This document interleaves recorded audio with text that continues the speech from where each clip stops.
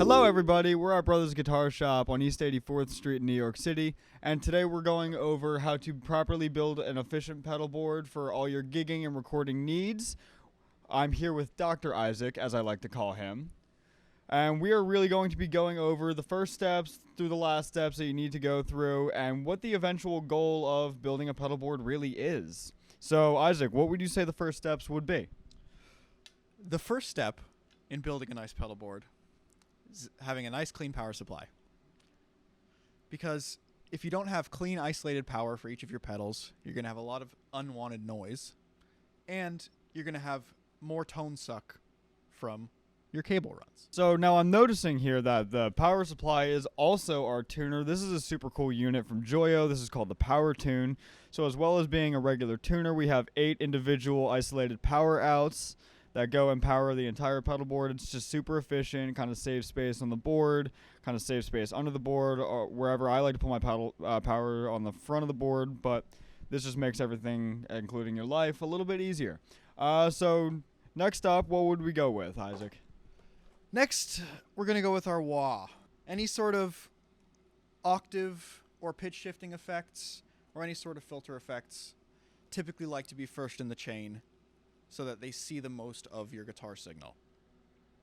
Now, there are exceptions to this. Now, Jimi Hendrix did like to use his wahs last in the chain. That was just kind of the thing of, it was a little artifact of Jimmy, but typically for best efficiency, but like best working of the pedals, this is what you want to go for. Also, there's no right or wrong way to do this.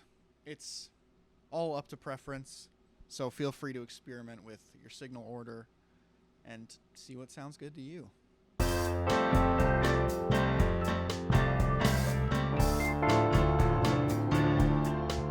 got our filter, so what's going on next? We got drives, it looks like. Next we have drives. This is a really great drive from Keeley and the guys from That Pedal Show, called the DMM drive. You've got sort of a full range drive / distortion on one side and a tube screamer on the other side, and you can switch the order of them. It's a really versatile and great sounding pedal. Now, can we go over kind of the effect of why this matters, the switch here? Yeah, that's a great question, Sergio. Thank you for asking.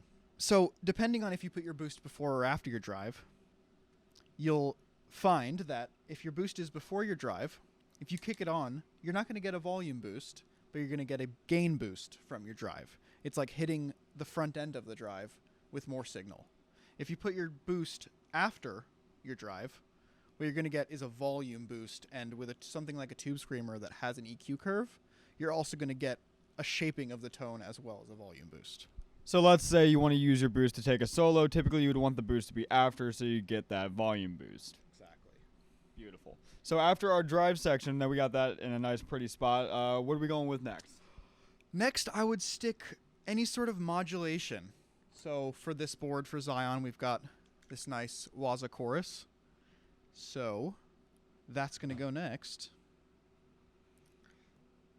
And again, there are a lot of players who liked to put chorus or univibe before their drives. Eddie did that. We did it. Jimmy put his vibes first. Now, there's a super cool thing that we did with the chorus here that I actually personally do on my own pedal board, is that you put it at the very end of the board here, which allows you, if you want to put the through out to run stereo, just make it a little bit easier for that, which is just a nice little artifact of that. Next in the chain, since we're going from the CE2W, we're going to be going into delays, correct? Yes. So next we have another contender from Joyo.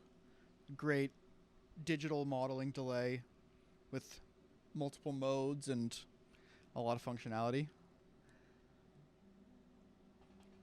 That's going next. And I believe we have one more kind of echo and delay coming in right after that. Yes, the Ghost Echo, which is sort of a echo, so it can be used for delay and also for reverb. One last pedal in the chain to go for, and it's a very special one, Isaac, correct? So what do we got here? This is the JHS Colorbox V2, which is essentially a recording console channel strip in a pedal format. Really great recording tool, but it also does do some fun drive and spitty fuzz sounds. It's got a nice 3-band EQ, but it's got a shift on which frequencies you are affecting. The super cool thing about this is you have an XLR out as well, so you can run it at DI. So if you want to run it into front of house, if you want to use it live, or if you want to run it right into a recording interface, it's a super cool pedal. But essentially, it's just an emulation of, I believe, a Neve 1073 channel strip, if I'm not mistaken.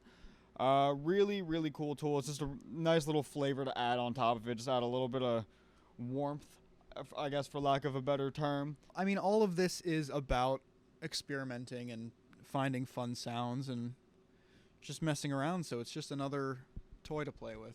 Without further ado, let's get everything wired up accordingly into how we're going to do this. So, I'm going to snap my fingers, and by the time we come back, we're going to have patch cables in our hands. Ready? We got wires. They're kind of everywhere right now, but that's just because nothing's done. So what we're going to do now is we're just going to plug everything in. So, Isaac, what is your school of thought for running cables, signal flow, avoiding signal loss, what have you? The best thing to do is to use as short a cable as you can between the two pedals.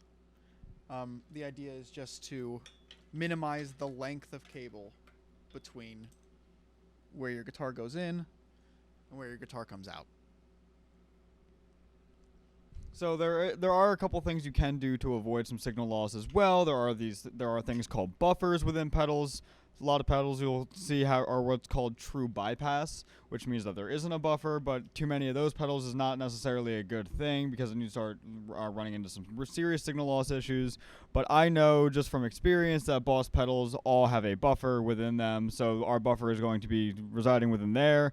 I'm not entirely sure about this guy or this guy or this guy, if there's a buffer or not, but I would only assume that there would be in one of them. So I'm going to assume that we don't have any signal loss issues going on right now.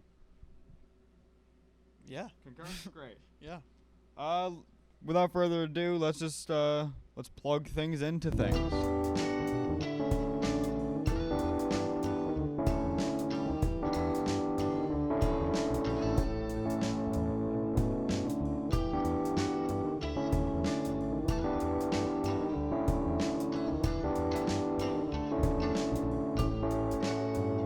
And just like that, it looks to be all wired together. Any final thoughts, Isaac? Let's just find out if it all works. Damn straight. And without further ado, let's actually bring the happy owner of this pedal board. Get your ass in here, Zion. So this is Zion. This is his pedal board. We put it together for him. We're going to have Zion demonstrate it for you with a few of his tunes or whatever he decides to bless your face with. So plug her in. Wait. I'll call that functional. Look at that. It's like Christmas morning. And let's hear how it sounds, shall we?